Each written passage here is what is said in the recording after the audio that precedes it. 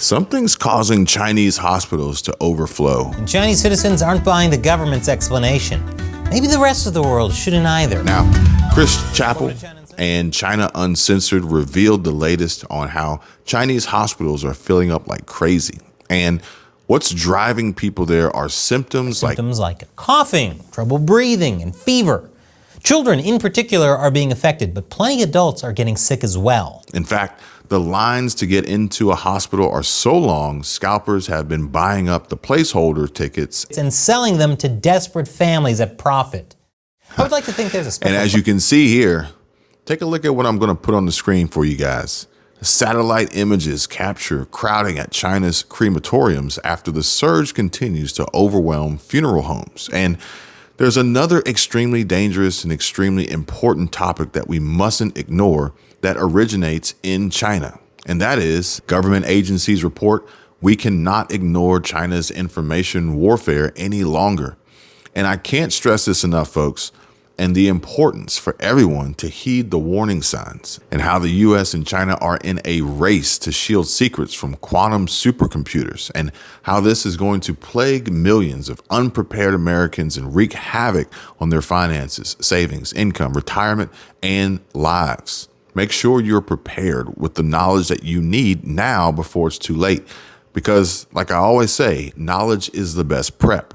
And I don't want to see anything happen to you. I don't want to see any of you getting wiped out. So according to The Hill, and this was just released hours ago, Joseph Bosco, who served as China Country Director for the Secretary of Defense from 2005 to 2006, and as Asia Pacific Director of Humanitarian Assistance and Disaster Relief from 2009 to 2010, he served in the Pentagon when Vladimir Putin invaded Georgia and was involved in Department of Defense's discussions about the U.S.'s response. He discusses a significant, though not widely recognized, and probably because they're trying to keep this information from getting out, limiting us to the truth, but a hearing held by the House Committee on the Chinese Communist Party, where the focus was China's disinformation campaign against the West.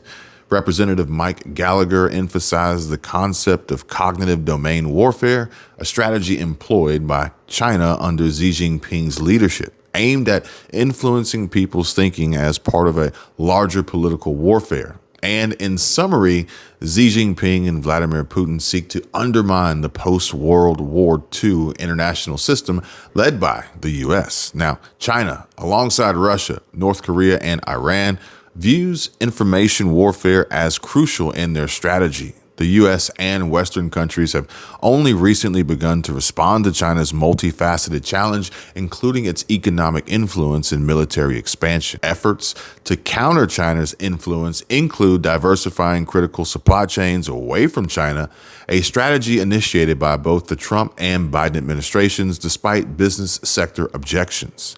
Militarily, the U.S. and its allies are coordinating their defense capabilities in response to Beijing's aggressive actions. The central theme is that China aims to weaken the West's resolve through ideological means.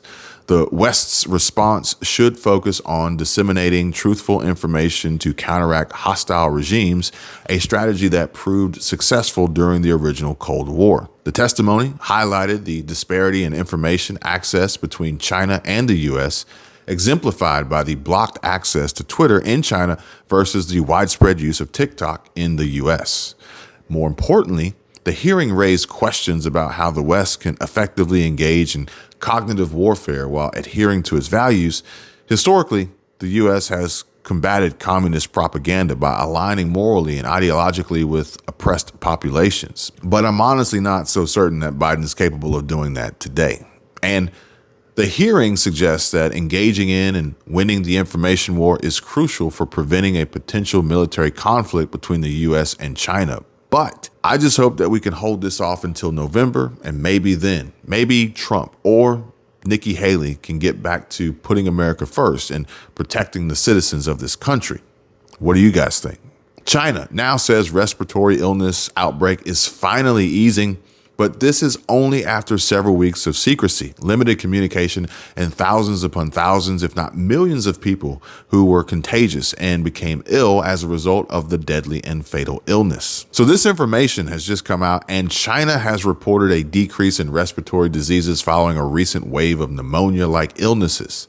According to Mi Feng, a spokesperson for the National Health Commission, there has been a decline in outpatient and emergency treatments for those diseases. And the country has expanded health services, including fever clinics, pediatric outpatient clinics, and bed capacity to effectively meet the healthcare needs of the increasing number of respiratory illness patients.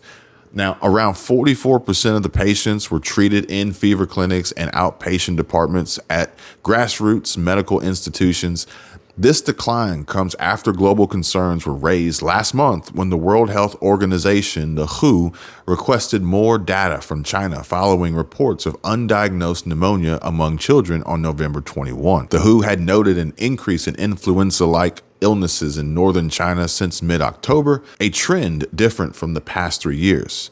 The Chinese Health Ministry identified the rise in cases as linked to various viruses such as influenza, rhinoviruses, respiratory syncytial virus, RSV, adenovirus, and bacteria-like Mycoplasma pneumoniae. Despite the increase in hospital visits by 30 to 50% compared to previous years, Chinese authorities found no unusual or novel disease. They attributed the wave of illness to the simultaneous circulation of several pathogens, primarily influenza. Additionally, Cheng Zari from the Chinese Center for Disease Control and Prevention mentioned that the public risks from the new coronavirus 19 variant JN1, a sublineage of BA 2.86, is relatively low. JN.1, related to the Pyrola variant from Omicron, differs in spike proteins from its ancestor BA.2.86.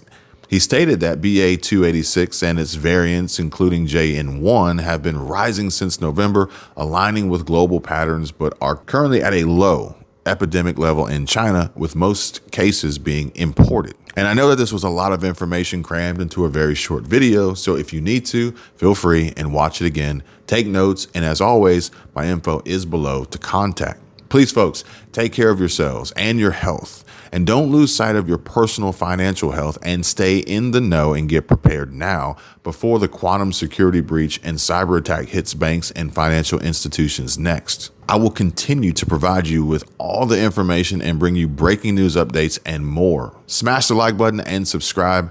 Just takes a second, and I'll see you guys on the next one. I can tell you my problems, meditating my silence, but I keep pushing my pen, rotating my stylus. Brokenness feeling like sin, now no breath, low dollar.